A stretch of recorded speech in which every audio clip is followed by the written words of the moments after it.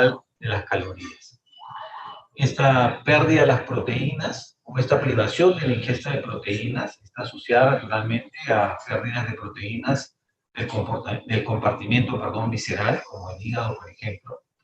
Como hay pérdida de proteínas, entonces obviamente en la sangre va a haber una hipoalbuminemia, y si hay una hipoalbuminemia va a haber una hiperlipidemia, y esta hipoalbuminemia va a hacer que haya, por lo tanto, una caída de la presión coloidosmótica a nivel sanguíneo, y esto va a traer como consecuencia, ¿qué cosa? Un edema generalizado, ¿no? Entonces, el líquido sale del intravascular, se deposita en el tejido conectivo, y esto puede agarrar y enmascarar la verdadera pérdida ponderal que existe en el individuo, ¿no? ¿Por qué? Porque está literalmente hinchado.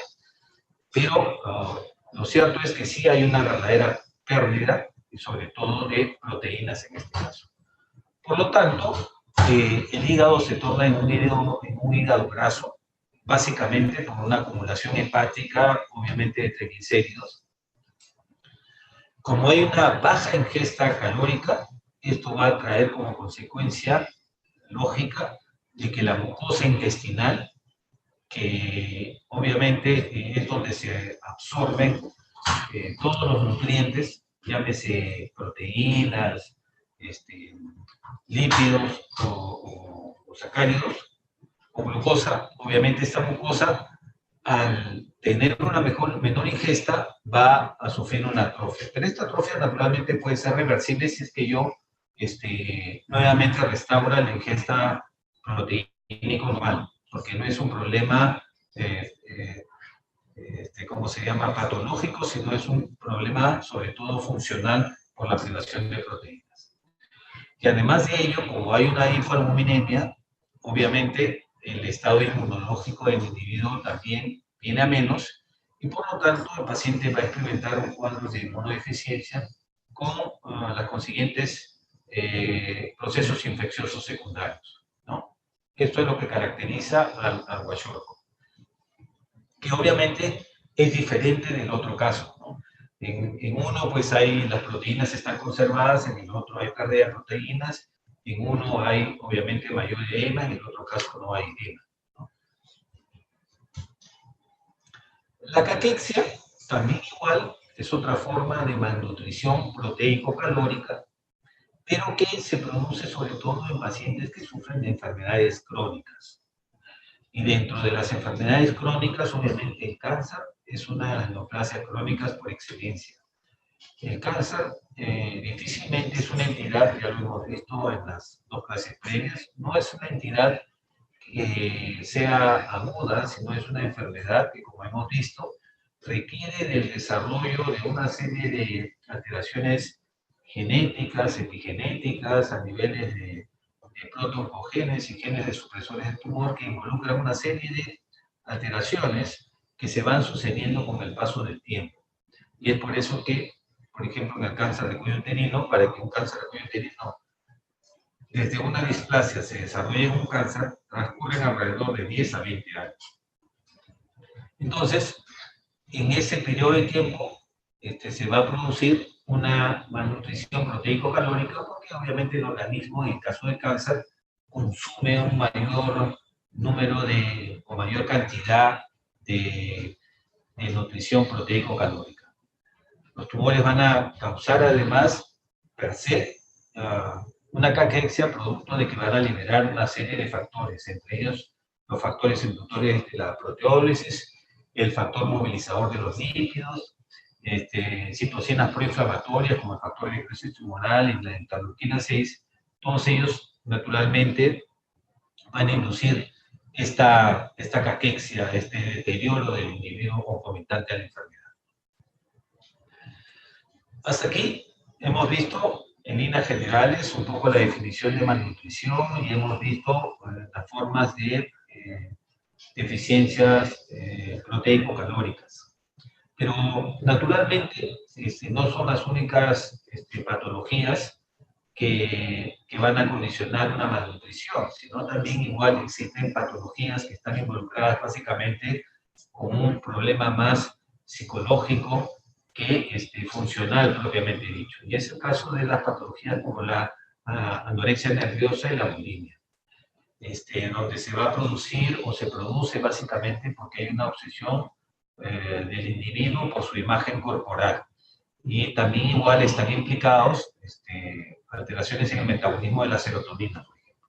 En el caso de la anorexia nerviosa, que es una patología que induce o induce la mayor mortalidad de cualquiera de los trastornos psiquiátricos que pueda tener o padecer un individuo, la clínica va a ser naturalmente muy similar a la malnutrición proteico-calórico grave, porque obviamente la persona no ingiere la cantidad suficiente para las demandas normales que el individuo tiene.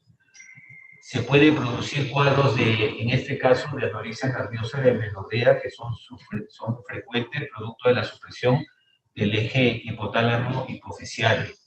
Y como hay una deficiencia o una supresión de ese propio eje hipotálamo hipofisiario, también otras hormonas, como las hormonas tiroideas, que son liberadas en la hipófisis, también igual van a dar origen a que haya una disminución de estas hormonas y por lo tanto también igual pueden inducir, recordemos que las hormonas tiroideas están involucradas en el metabolismo basal, en la temperatura corporal, entonces sus deficiencias van a dar naturalmente lugar a qué cosa, intolerancia al frío, bradicardia, estreñimiento, piel seca y descamativa, entre otras.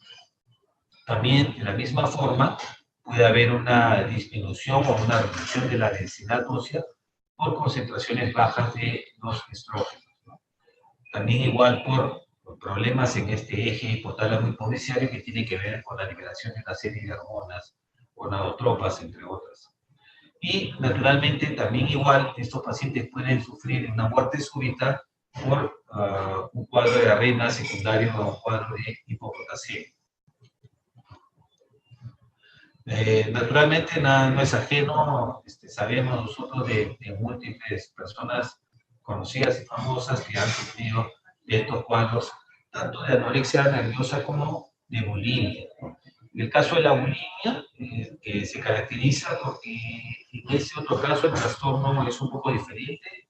Las personas ingieren cantidades excesivas de alimentos, pero estos van posteriormente acompañados de vómitos que son inducidos por la persona que los padece. O inclusive estos pacientes en algunos casos pueden hacer hasta el uso o consumo de diuréticos y laxantes como medidas extremas. Afectan principalmente más a mujeres que a hombres. El pronóstico respecto a la anorexia nerviosa es mejor. Los cuadros de amenorrea son menos frecuentes a diferencia de la anorexia nerviosa. Y las complicaciones médicas que se pueden padecer estos pacientes son como consecuencia de los vómitos, ¿no? Porque como hay vómitos, entonces hay pérdida de electrolitos, ¿no? De sodio, potasio, que puede causar naturalmente arritmias. Puede haber un cuadro de aspiración de contenido gástrico hacia los pulmones y esto condicionar una neumonía por aspiración.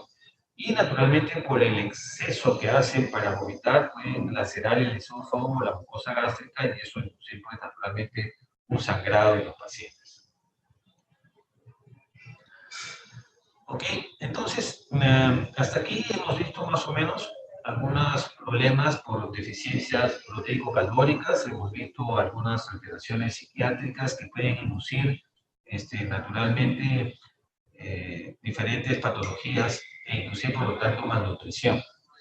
Ahora vamos a ver algunas deficiencias vitamínicas o por la falta de consumo de oligoelementos, ¿no? Que son necesarios, como ya hemos comentado. Son alrededor de 13 vitaminas, de las cuales 9 son hidrosolubles y son excretadas por la vía renal, y 4 son de tipo liposolubles, ¿no? Como son la vitamina A, la vitamina D, la vitamina E y la vitamina K. Y por ello son fácilmente almacenables, pero pueden captarse mal en los síndromes, obviamente, de mala absorción. Debemos recordar además que la vitamina D, la vitamina K, la biotina y la niacina no pueden ser sintetizadas, por lo que es necesario su consumo en la dieta, ¿no?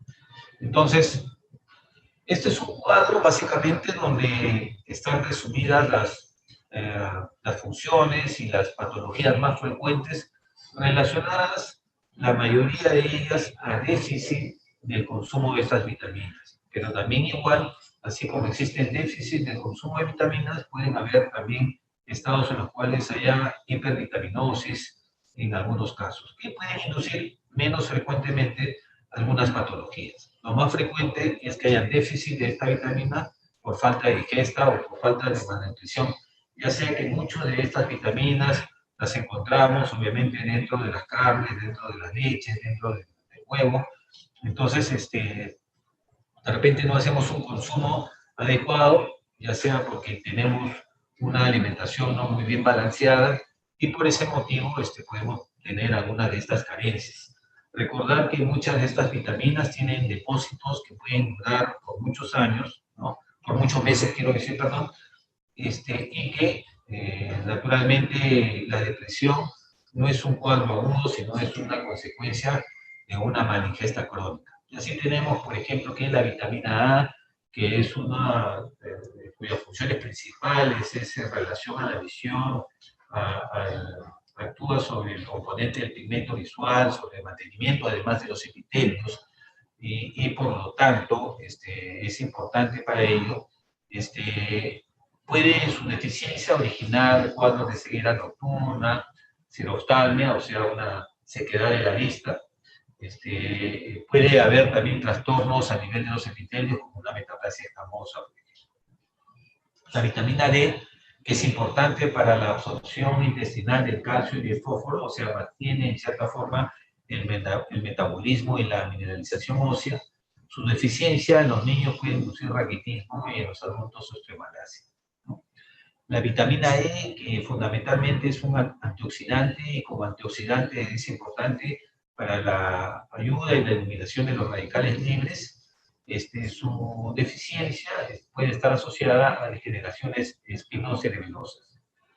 La vitamina K, que es un cofactor procoagulante que actúa como dentro de los factores 2, 7, 9 y 10, su deficiencia naturalmente va a estar asociada, por lógicas razones, a lo que son diátesis hemorrágicas en este caso.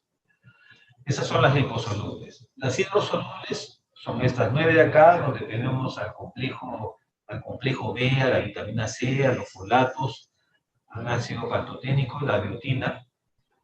Muchos de ellos naturalmente importantes como cofactores como coenzimas y como cofactores de reacción redox, etc. ¿no? Y naturalmente su deficiencia está asociada con algunas patologías, como el caso de la deficiencia de la tiamina, que está asociada con la enfermedad del beriberi, ¿no? La niacina, que está asociada con la pelagra, puede estar asociada también con la demencia, con problemas diarreicos. La vitamina B6, que puede estar asociada con la quinosis, con la glucitis y dermatitis, es lo más frecuente con la deficiencia de la vitamina B6. La vitamina B12 tiene que ver, obviamente, con enfermedades que están relacionadas a la anemia perniciosa o anemia megaloblástica, por cuadros, obviamente, de mala absorción muchas veces, ¿no? Esta anemia megaloblástica, como su nombre lo indica, induce alteraciones inclusive a nivel de la médula ósea, que pueden en pacientes adultos ser confundidos con síndromes mielodisplásicos, por ejemplo. La vitamina C, la deficiencia que induce el escorbuto, folatos, que tiene que ver en este caso con anemia megaloblástica también, ¿no? El ácido pantoténico por ausencia de síndrome no experimental reconocido en general. Después tenemos también igual algunos oligoelementos como el hierro que es muy importante, sobre todo para lo que es el mantenimiento de los glóbulos rojos y en este caso su eficiencia en inducir una anemia de tipo hipocrómica microcítica. Eso es bastante característico por una deficiencia de hierro. El zinc también igual, que es una enzima con un componente enzimático y que está relacionado a acrodermatitis enteropática, inclusive a retardo mental. El yodo, como sabemos que es importante consumirlo conjuntamente con la dieta, y las sales yodadas proveen suficiente yodo para evitar de que se produzca una deficiencia y por lo tanto que se induzca un bocio o un cuadro de hipotiroidismo. Y así sucesivamente con el resto de oligoelementos como el magnesio, como el flúor, que son importantes este último para lo que es evitar las caries dentales, ¿no? Finalmente, ya hemos hablado entonces de la malnutrición y las deficiencias calórico-proteicas, hemos hablado un poco acerca de algunas patologías psiquiátricas que pueden inducir también malnutrición, hemos hablado un poco sobre las deficiencias de los micronutrientes, ¿no? Como las vitaminas y algunos oligoelementos, y vamos a finalmente hablar de la obesidad. Y este es un tema que particularmente sí me parece muy importante, dado que la obesidad es la enfermedad no transmisible, una de las enfermedades, si no la más importante de las enfermedades no transmisibles a nivel mundial. Definamos obesidad por aquella acumulación anormal o excesiva de grasa sobre todo, ¿no? Y esto se evalúa en función del índice de masa corporal. El índice de masa corporal se va a calcular dividiendo el peso de una persona en kilogramos por el cuadrado de su talla en metros, ¿no? Y se expresa en kilogramos por metro cuadrado. Se define un sobrepeso cuando estamos por un índice de masa corporal superior a 25 y hasta 30. Cuando tenemos un índice corporal por encima de 30, ya estamos hablando de obesidad, ¿no? Y cuando estamos con un índice de masa corporal por encima de 40 kilogramos por metro cuadrado, estamos hablando de obesidad mórbida en ese caso. Entonces, existen también igual múltiples personas famosas que han sufrido o que sufren de cuadros de obesidad, ¿no? Desde 1980 la obesidad se ha más que duplicado a nivel del mundo. Para el 2010 ya se hablaba de que existían alrededor de 40 millones de niños menores a 5 años que tenían ya sobrepeso. Según los datos estadísticos del Instituto Nacional de Salud, esta es una data del 2019, se estima que casi el 70% de los adultos padecen de sobrepeso y obesidad, de los cuales se estima que 42.4% de los jóvenes también igual sufren de sobrepeso o obesidad. 32.3, o sea, un 30% está de estos de alumnos escolares también padecen de esta enfermedad.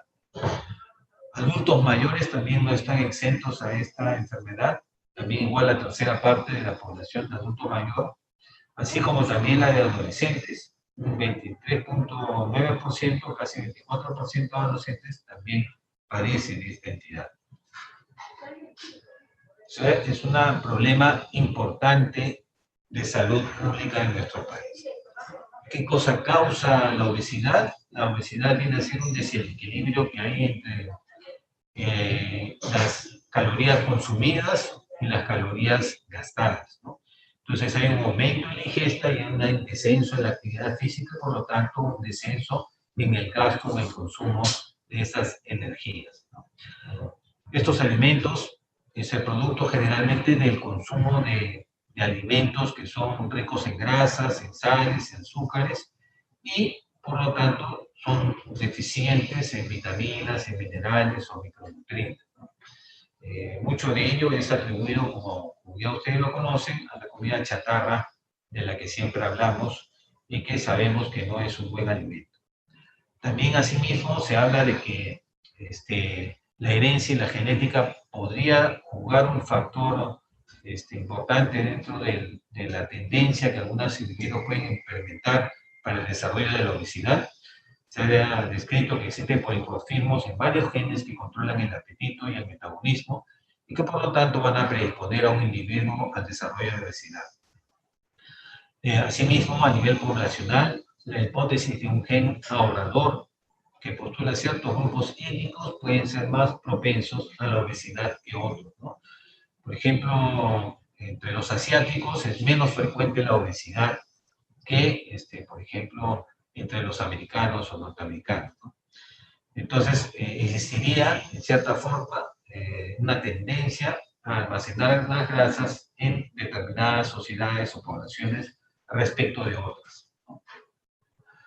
Existe naturalmente un circuito regulador del equilibrio energético y esto está regulado periféricamente por los adipocitos, que antiguamente los adipocitos se creía que simplemente eran células de reserva energética, pero ya sabemos ahora que son, además tienen una actividad hormonal.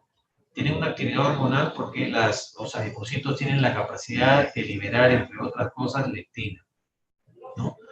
Pero también igual existen otras enzimas que son liberadas periféricamente, como por ejemplo la insulina a nivel del páncreas o la glialina a nivel del estómago o el péptido YY a nivel de los intestinos. Y estos, el incremento o la disminución de los mismos pueden tener una actividad de activación catabólica o inhibición anabólica. Naturalmente, todo esto juega un rol, sobre todo el fenómeno de inhibición juega un rol a nivel central, lo cual va a originar de que nuestro organismo gaste más energía o ingiera más alimentos de acuerdo a la necesidad. Y debe existir un equilibrio entre el gasto de energía y la ingesta de alimentos.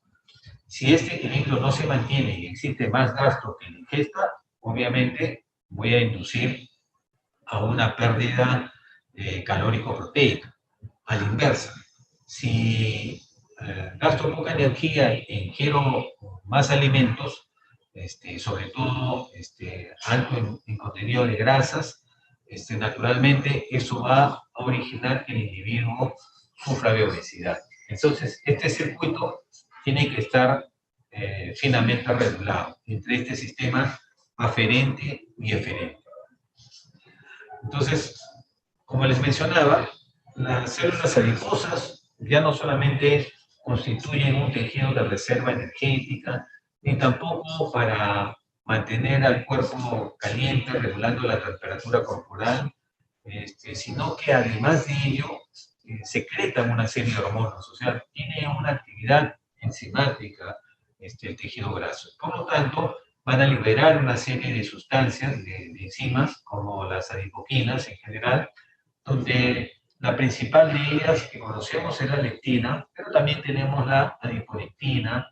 También pueden liberar factores de crecimiento tumoral alfa, interleuquinas, como la interleuquina 6, la interleuquina 1. También igual pueden liberar angiotensinógeno y el factor de crecimiento endotelial vascular del receptor, ¿no? Entonces, liberan una serie de enzimas que son importantes para regular el consumo o el gasto energético. Así tenemos que la leptina es una hormona peptídica que estimula las neuronas pro-opio melanocortina y los transcriptos regulados por cocaína y anfetamina hipotalámicas. ¿Cuál es la función de esta? Es inhibir las neuronas neuropeptídicas Y y péptidos relacionados con el agute, y por tanto, lo que va a originar es la disminución en el consumo de los alimentos, ¿no? Si los depósitos adiposos son bajos, la secreción de la leptina disminuye y por lo tanto el consumo de alimentos aumenta. Entonces esta leptina regula la ingesta o el deseo de ingerir alimentos, ¿no? La abundancia de la leptina estimula la actividad física y la producción de calor y gasto energético. Entonces es importante el equilibrio de esta hormona. La adiponectina, por otro lado, es una hormona polipeptídica cuya función es disminuir la entrada en el hígado de triglicéridos y estimula la oxidación de las grasas en el músculo esquelético. También igual reduce la gluconeogenia hepática y aumenta la sensibilidad a la insulina.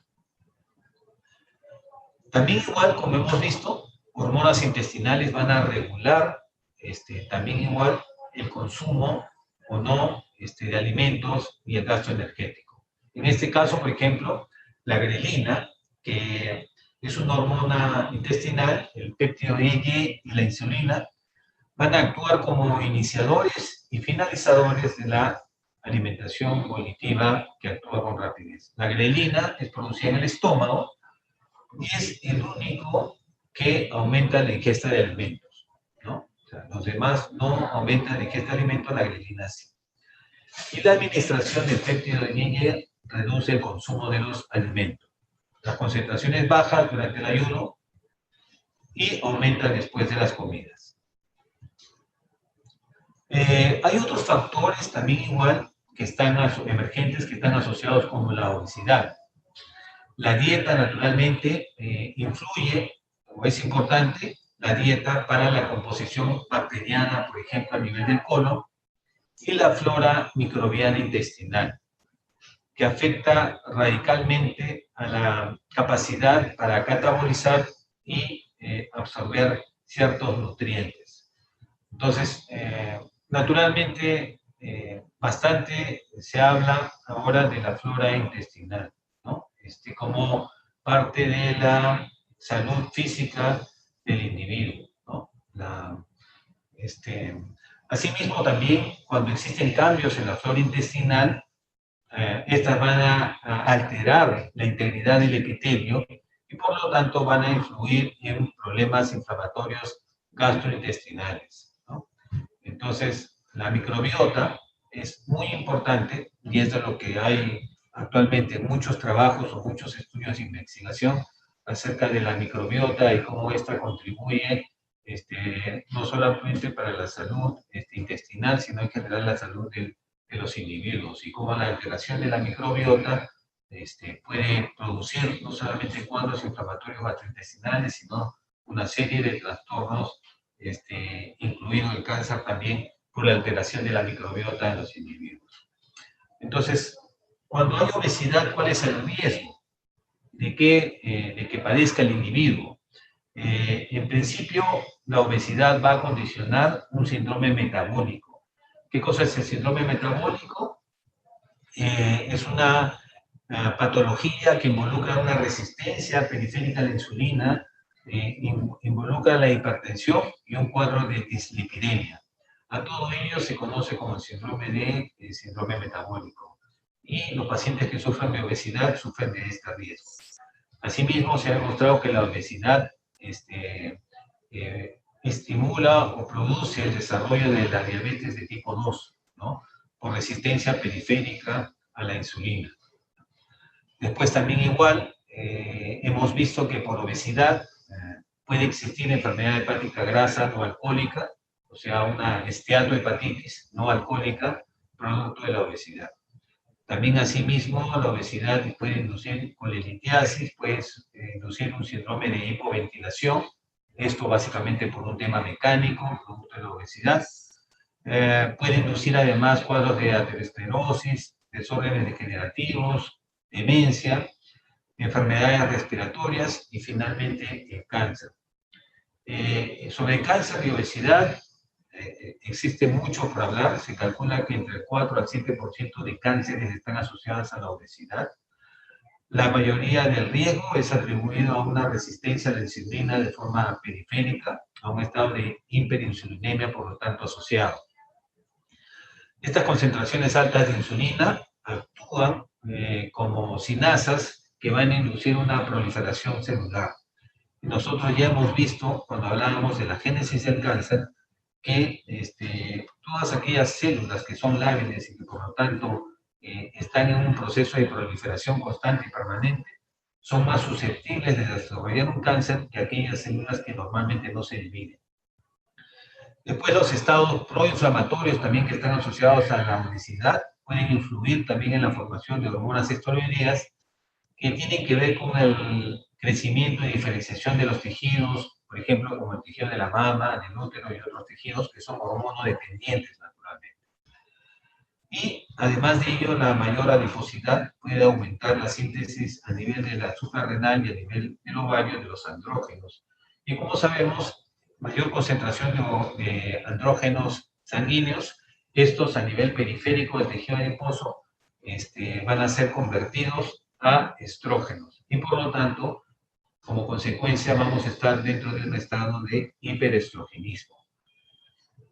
Entonces, dentro de los diferentes agentes carcinogenéticos, ustedes pueden apreciar que además del alcohol y el tabaco, el sobrepeso y la falta de actividad física están considerados como agentes carcinogenéticos. Entonces, de ahí la importancia de la obesidad y el cáncer. Y de los que existe ya evidencia absoluta y convincente de que la obesidad induce el desarrollo de cáncer es en estas patologías. En el caso del hombre está asociada con cáncer colorectal porque los pacientes con obesidad tienen mayor cantidad o concentración a nivel de las heces de productos carcinógenos. Generalmente los pacientes obesos sufren de estreñimiento y lo que se postula es que habría una mayor concentración de carcinógenos a nivel de las heces y el estreñimiento induce un mayor contacto de estas heces con la mucosa colorectal y podría ser un mecanismo que explicaría por qué existe una mayor cantidad de cáncer colorectal en pacientes con obesidad. Asimismo, también el adenocarcinoma de esófago, porque va a producir un cuadro de reflujo, generalmente por un tema mecánico, y esto puede originar, pues, naturalmente un esófago de Barrett y finalmente un adenocarcinoma del esófago distal. Pero, per se, la obesidad ha demostrado también inducir el desarrollo de cáncer de riñón, páncreas y tiroides en el hombre. Y en la mujer está asociado sobre todo a aquellas patologías que tienen que ver con estado de hiperestrogenismo, como en el caso del cáncer de endometrio, el cáncer de la mama, ¿no? También igual cáncer de la vesícula biliar, páncreas y colorecto, ¿no? Asimismo, también igual la dieta es importante porque puede, por una mala dieta, inducir cuadros de aterosclerosis y por lo tanto aterogenia. Los complementos a largo plazo de los alimentos como ácidos grasos omega 3 pueden reducir este riesgo y eso confirma de alguna manera que una dieta carente de ácidos grasos como omega 3 puede inducir el desarrollo de aterosclerosis. Asimismo, cuadros de hipertensión y por lo tanto la hipertensión se puede controlar con una restricción de sodio, por ejemplo. Se recomienda el uso de una dieta que sea rica en fibras, ¿no? Dado que de esa manera vamos a prevenir el desarrollo de divertículos colónicos, que también igual es otro mecanismo que se postuló en algún momento que podría jugar algún rol importante dentro del mecanismo de carcinogenia, por el cuadro inflamatorio repetitivo que puede haber a nivel colónico. Una restricción calórico puede prolongar la vida, ¿no? Si es que nosotros consumimos la cantidad de calorías necesarias para nuestro requerimiento. Y también igual se dice que el consumo de ajo puede mejorar problemas de cardiopatías a largo plazo.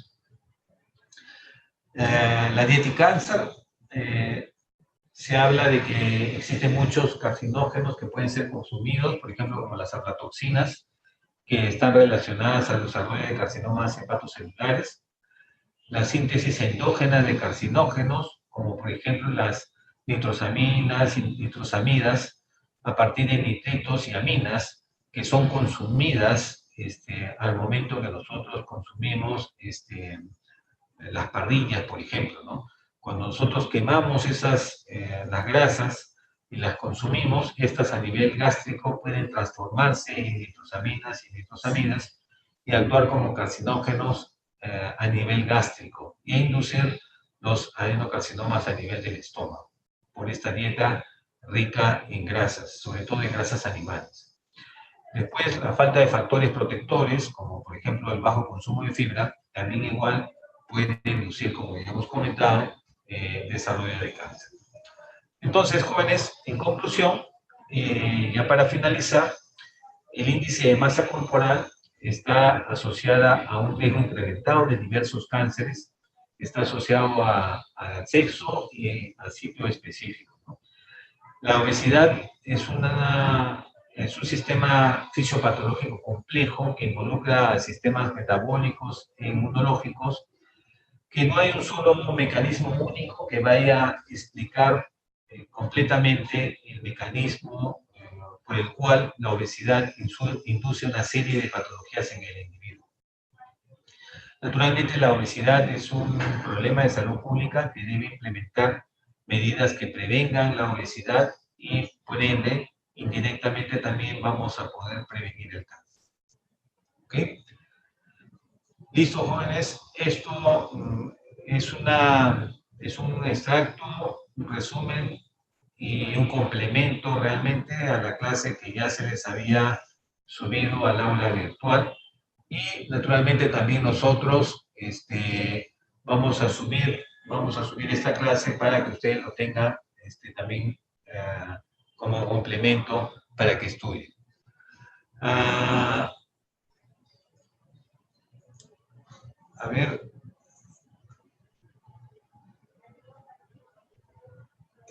aquí, bueno, aquí me han dejado algunos comentarios, estoy revisándolos.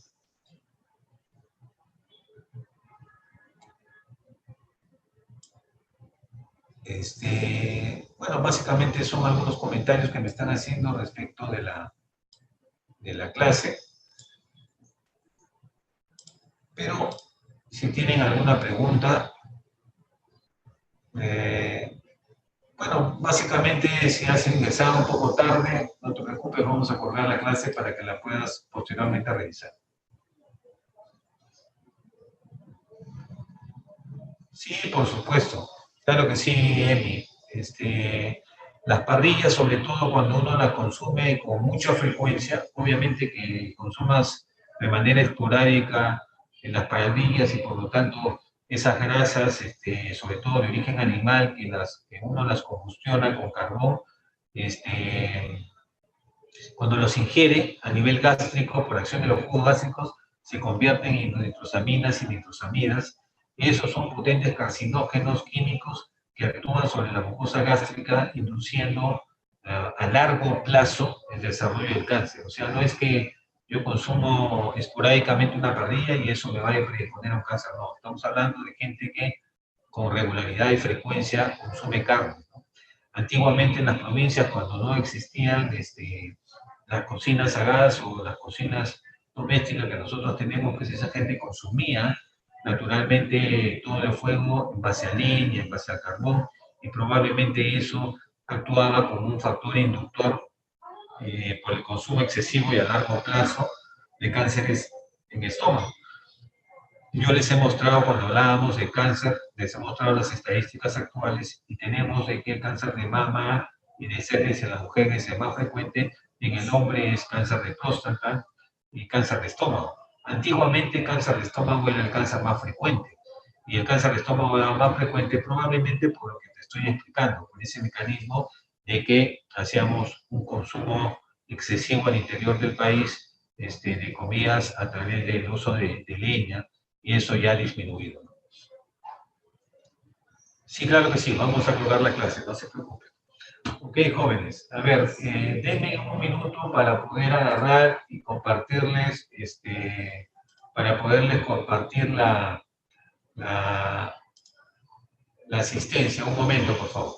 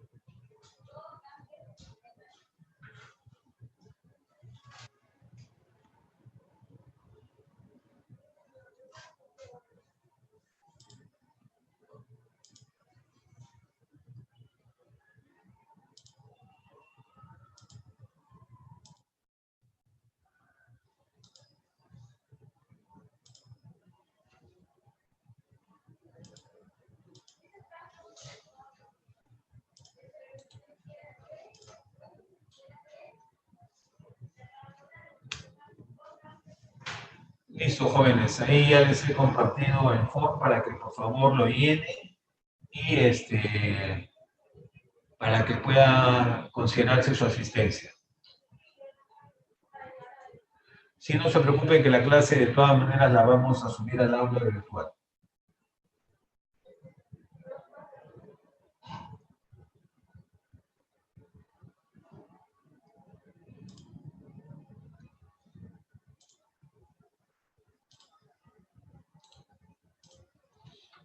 Ya, ok, discúlpeme, si no me percaté que solamente estaba para los panelistas. Ahí ya les he enviado de nuevo el form. Ahora sí para todos. Perfecto.